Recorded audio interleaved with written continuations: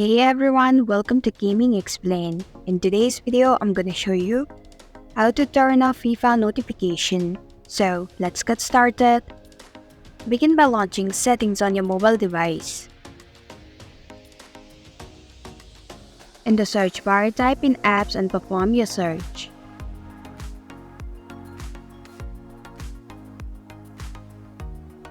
Now tap on it.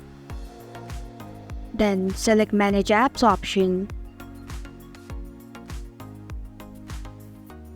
In the search bar, type in FC Mobile and perform your search.